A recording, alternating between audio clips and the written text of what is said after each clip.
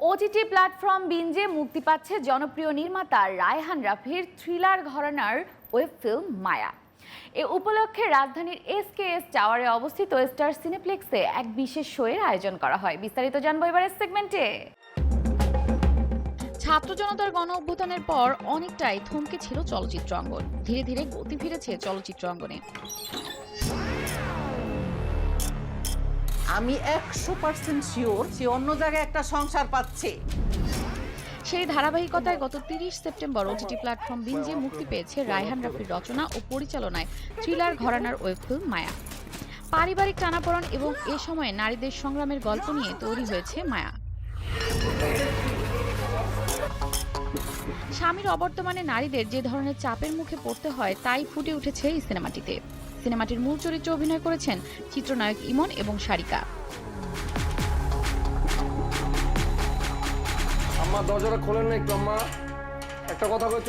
এই সিনেমার এক বিশেষ প্রদর্শনীর আয়োজন করা হয়। সিনেমাটির প্রশংসা করেন ঢালিউড কিং শাকিব খান। এমন কন্টেন্ট তিনি আরো বেশি করে দর্শকদের উপহার দিতেও বলেন। এছাড়া উপস্থিত দর্শক ইমন ও সারিকার অভিনয়ের বেশ প্রশংসা করেন। মায়ার আমি ট্রেইলার দেখেছিলাম, সো ট্রেইলার দেখে আমার খুবই ভালো লেগেছে। যেহেতু ডিরেক্টর রায়হান রাফি, ডেফিনেটলি এটা নতুন কিছুই হবে।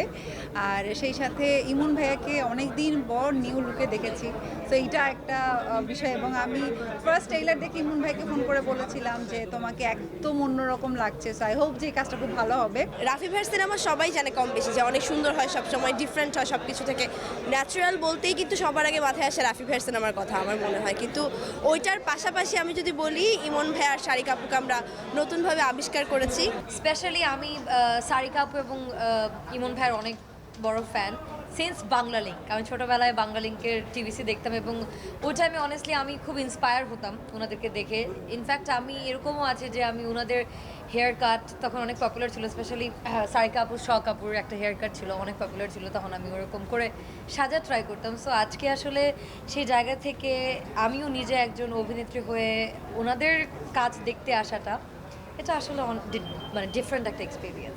ইমনের কথা যদি আমি ধরি, একেবারে আমাদের মেইন স্ট্রিমের একজন হিরো, আমাদের সেই অভিনয় ধারা থেকে এসে ওকে যে একেবারে একদম সাধারণ সাবলীলভাবে অভিনয়টা আদায় করে নিয়েছে, আমি এখানে পরিচালকের মুনশিয়ানাটা খুব দেখতে পাই।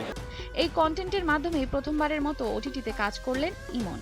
এছাড়া দর্শকদের প্রশংসা পেয়ে বেশ উচ্ছ্বসিত সারিকাও। মায়া আমি বলবো যে সাধারণ একটি মেয়ে, এই বাংলাদেশের প্রেক্ষাপটের একটা গল্প, কিন্তু মেয়েটার জার্নিটাও খুব ইন্টারেস্টিং, যে পদে পদে তাকে নিজেকে কীভাবে চেঞ্জ করতে হচ্ছে এবং তার জীবন যুদ্ধে যেই চ্যালেঞ্জেসগুলো আসছে সেগুলো সে কীভাবে ফেস করছে, এবং আলটিমেটলি যে আসলে এই গল্পে একটা মেসেজ আছে, সেই মেসেজটা আমরা এখনই রিভিল করতে চাই না। এটা আসলে গল্প দেখার পরে আমরা আসলে সেটা রিভিল করতে চাই। এটা আমার একদমই অন্যরকম একটা ছবি।